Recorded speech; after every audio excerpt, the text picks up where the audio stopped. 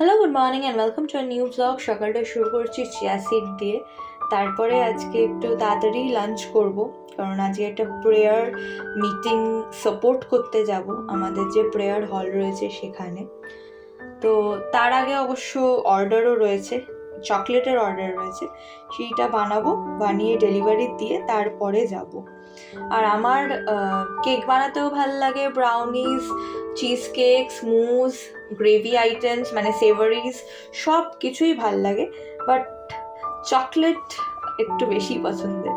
তো যাই হোক, লাঞ্চে রয়েছে খিচুড়ি, আলু ভাজা, পাঁপড় ভাজা আর অমলেট। আর তার সাথে আমার এভাবে লঙ্কা ভেজে নিতে, এই আলু ভাজার সাথে যে লঙ্কা ভাজাটা, এটা খেতে আমার খুব ভালো লাগে।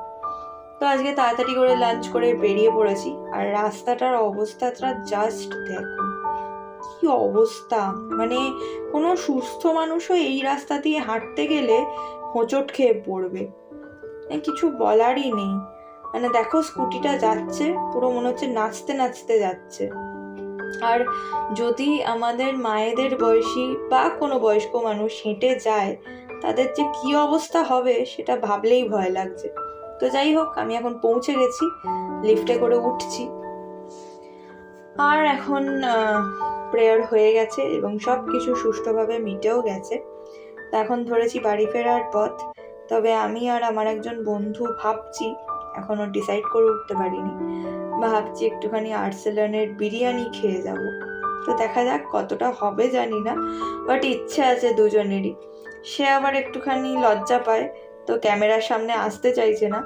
কোনো ব্যাপার না, ঠিক আছে, আমারও ফ্যামিলি মেম্বার্সরা রয়েছে যারা ক্যামেরার সামনে আসতে চায় না। তাই জন্যেই আমাকে ভাইফোঁটার পার্ট 2 এর যে ব্লগটা, সেটা রিআপলোড করতে হলো। তো কিছু করার নেই, অনেকেই জানে যে আমি ব্লগ বানাই, অনেকেই খুব খুশি খুশি মনে আমাকে সাপোর্ট করে।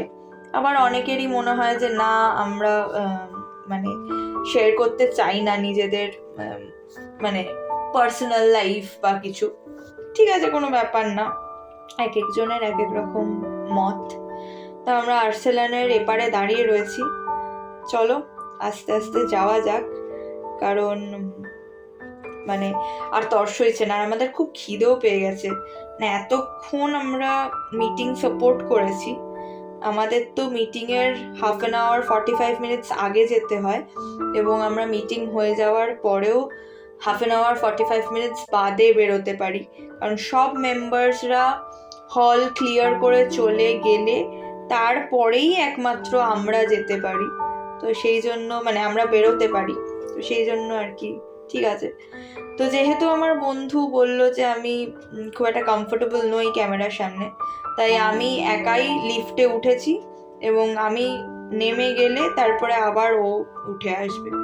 আর দেখো, এই নতুন আর্সেলানের আউটলেটটা কি সুন্দর সাজিয়েছে, অপূর্ব, মানে সত্যি একটা রাজকীয় ব্যাপার রয়েছে, ভীষণ একটা মানে ওইরকম মুঘল আমলের যে ব্যাপারটা, সেই ফিলিংসটা রয়েছে।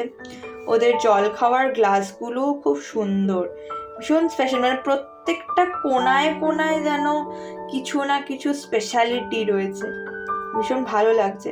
আর আমরা তো একদমই ডিসাইডেড যে আমরা মাটন বিরিয়ানি খেতে এসেছি, আর শুধুমাত্র মাটন বিরিয়ানিই খাবো, আর কিচ্ছু খাবো না। তো এই জলের গ্লাসটা আমার দারুণ লেগেছে। যাই হোক, তারপর বাড়ি ফেরার পথে আমি একটুখানি আইসক্রিম নিলাম, আর তার সাথে একটা থামস আপও নিলাম, কারণ একটু হেভি খাওয়া হয়ে গেছে আজকে। এই যে আমার হাতে আইসক্রিম। তো চলো, দেখা হবে নতুন আরেকটা ব্লগে। টিল দেন টাটা, সবাই খুব ভালো থেকো।